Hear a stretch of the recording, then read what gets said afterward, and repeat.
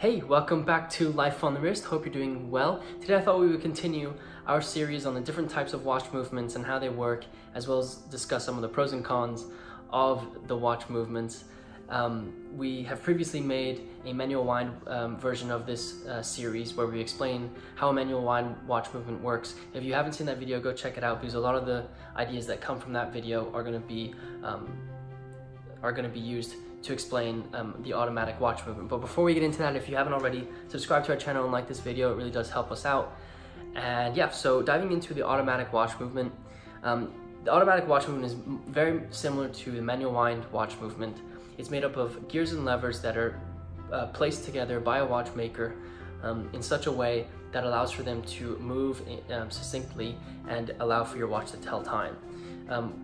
In a manual wind watch movement, just to give you a quick synopsis of that video, you wind the crown of the watch in order to transfer your energy to the mainspring of the watch, and you end up unraveling the mainspring.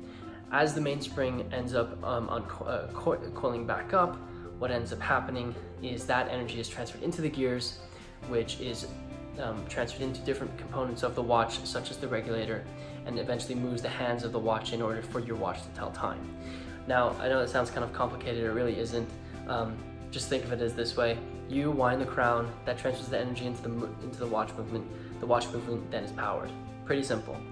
But in a automatic watch movement, what ends up happening is there is a rotor that is attached to the manual wind watch movement. This rotor ends up spinning 360 degrees. Because it's that energy of the rotor spinning in 360 degrees is transferred into the mainspring and therefore powers the rest of the watch.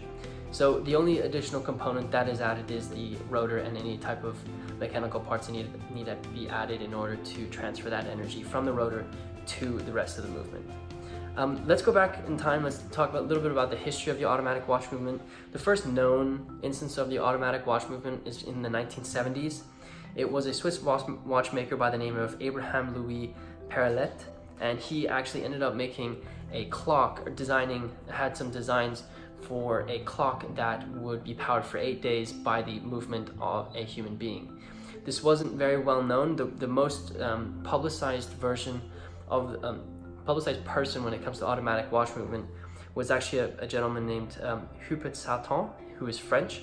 And in 1778, he published designs of an automatic watch movement.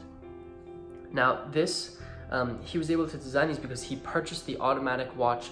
He purchased an automatic pocket watch from a gentleman named Abraham Louis Breguet, and Breguet actually ended up getting designs from Perellet, and Hubert Satan, the French watchmaker, ended up selling these watches up until around 1800, and he ended up suspending the sale of those pocket watches because they were quite unreliable and weren't telling time very accurately.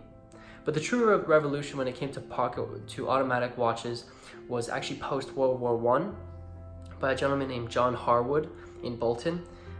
He ended up patenting the automatic watch movement design in the UK as well as in Switzerland in 1923, and ended up producing some really, really great watches. I'll put up some of the pictures of his automatic watch movements. So back to the movement specifically. So the only extra component, as I said, was that the only few extra components that are added are the rotor, and any type of train needs to be added in order to transfer the energy to the other pieces of the watch movement. So this basically means that the movement from you moving your wrist is the only thing that is needed to power the watch. You won't have to wind the crown in order to transfer your energy into the watch. The movement of your wrist is what is going to power that mainspring. Now, I've got an example here. This is actually the Swatch System 51 that we did the giveaway with, and what I would like to do is actually show you the case back, because this is a perfect watch for you to see how a watch movement functions. So if you see on the outside, you see that spinning disc, that is the rotor. Now, Swatch obviously has come up with a really unique design here, but you can see as I turn the watch, the rotor turns as well. So let me see if I can get it to as you can see, it spins there, and you're going to see the watch movement correct itself once it stops spinning. So you can see that transfer of energy between the rotor spinning and those gears that you can see right next to the crown. So it gives you a perfect example of how an automatic watch movement works. So obviously you're not going to be shaking the watch like this, but what you're going to end up doing is having this on your wrist. So it's going to be turning like this, and that movement is going to end up powering that mainspring in order to allow the watch to function. So there are definitely some pros and cons of an automatic watch movement. One of the pros is obviously that you don't have to wind your watch daily. It's a lot easier. All you have to do is move your wrist and the watch will be powered. That means that you can take it off at night, put it on your bedside table, next morning put it back on, and it'll be running perfectly. So all you have to do to power this watch is to wear it. It's very, very simple. You also don't have to adjust other types of complications that are part of the watch. So let's say your watch has a date function, which this watch System 51 does have. Because the power reserve is normally a little bit larger on automatic watches, you don't have to adjust that, because if you're wearing it every day, you can just continue to move your wrist and you're good to go. Over to the cons, this is probably going to be kind of ironic, but you don't get to wind your watch every day. I think this is actually a pro and a con.